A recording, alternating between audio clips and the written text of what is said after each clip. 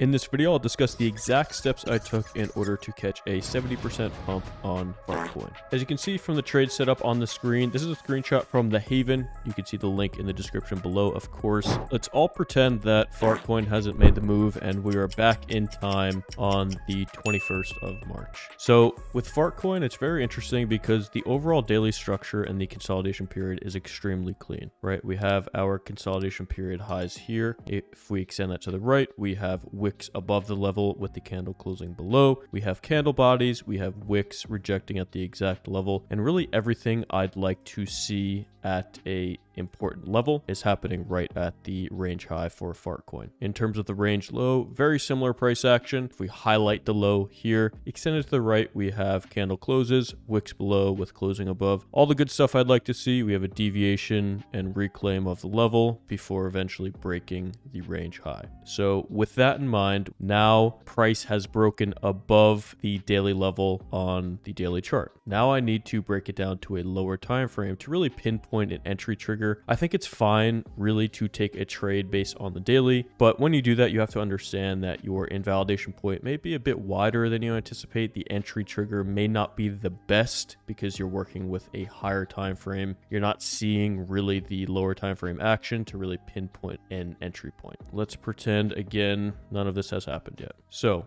what made me very interested about FARTCOIN is this H1 consolidation period. I have an entire video fully dedicated to this setup. You can see it on my channel. You could see it pop up on the screen here. But essentially, this exact pattern is happening on FARTCOIN. The really nice thing about this consolidation period is, as you can see from the consolidation period high on the daily chart at 0.3611, we also have that added confluence of the H1 consolidation period directly at a daily level, which is great. So at this point, I decided to enter into the FARTCOIN position right here. Okay, and as you can see from the entry post within the Haven, I entered directly on this candle. The entry notes I have here is H1 consolidation at the daily level. The H1 consolidation has not officially broken, but I like the price action over the last few hours. Early warning sign to GTFO early is a close below 0.35. This is a classic argument of it either goes for the breakout here or I'm going to be wrong on this trade setup. So I've entered into the position. Price has immediately rejected. Not the most comfortable feeling, not ideal, but does this invalidate my position whatsoever? No, it does not. Did the hourly close below 0.35? No, it did not. Now you may be asking yourself, why is that 0.35 level important? Well, if you saw my video about the H1 consolidation period, you would know that the invalidation typically for this setup is the consolidation period lows, which as you can see, my invalidation for this trade setup is below there. But a warning sign I would have used to exit this position early would have been a close below 0.35. Let me just highlight that on the chart here. So 0.35 was significant to me because that would be an H1 beginning to close below the H1 consolidation period. So yes, the overall trade argument would not be invalid, but because of the conditions at the time, the market was really touch and go. Things looked good for a few hours, then they turned badly very quickly due to headlines. So because of that, I needed to adjust my trading style a bit, but we did not get the close below, so I did not close early. Also, something to consider about this position is I entered on this candle, as I said here. I did not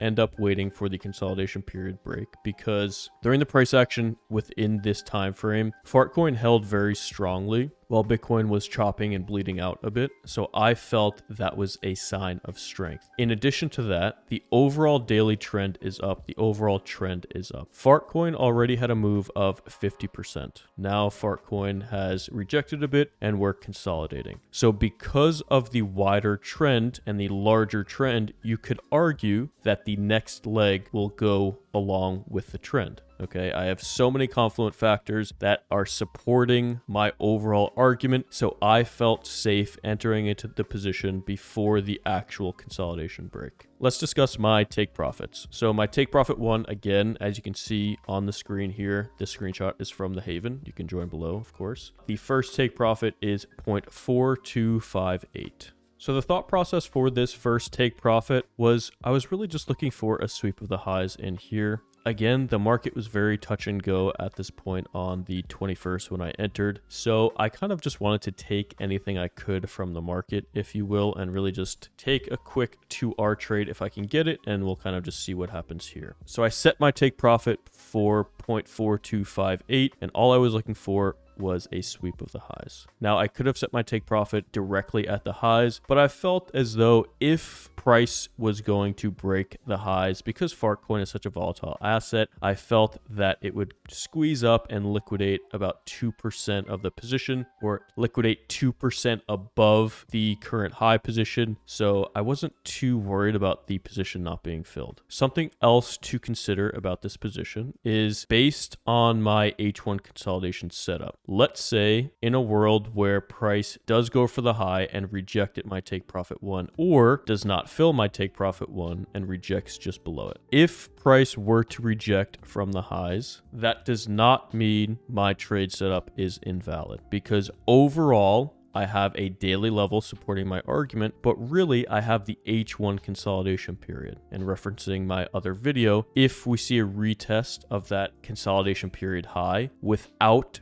price closing back within the consolidation period, then there's really nothing to worry about. The overall argument, the overall structure is still very much intact. So obviously that didn't happen, and price just kind of shot up to take profit 1, which is great. But I just wanted to mention that because I know sometimes if your take profits get front run, it could be a bit uncomfortable, but you really just need to remember the bigger picture and understand if your argument is still valid or not despite the rejection. So take profit 2, as you can see from the screenshot from the Haven, is 0.4948.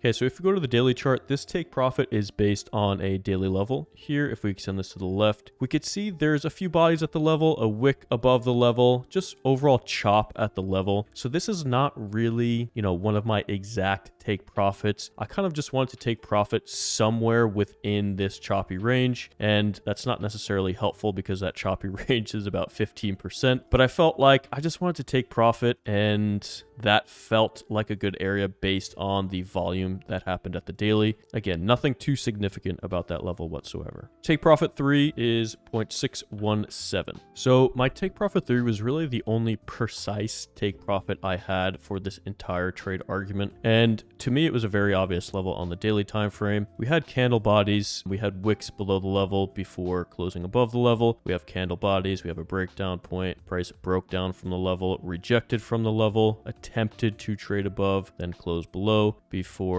a sell-off of 50%. So to me, this is a very significant daily level, unlike the take profit 2 level. So because it's such a significant daily level, I wanted to front run that take profit. So this daily level to me is at 0.6314. I set my take profit at 0.617. My mindset for something like this, when it's such an obvious level, I like to front run it a bit, because do I really care about a few percent to catch the exact level? The answer is no. I really don't care. I'd rather ensure that my take profit is hit rather than get like a perfect exit and really run the risk of that exit actually not being filled at all. So as we can see, price rejected pretty cleanly from that level. I could have squeezed out, of course, if I caught the Pico top, another 4 or 5% of profit, but it really doesn't matter to me. I got my take profit filled. I'm happy with the move. I caught a 70% move. I earned 8.33 risk to reward. So overall, it was a really great trade. I'm happy with how it went. If you'd like to see other trade review videos like this in the future, I already do them for the Haven. You can see the link in the description below, of course, but I'd happily do them publicly as well. So if you'd like to see more of these, leave a comment down below. Don't forget to like and subscribe, and I hope you have a great rest of your day.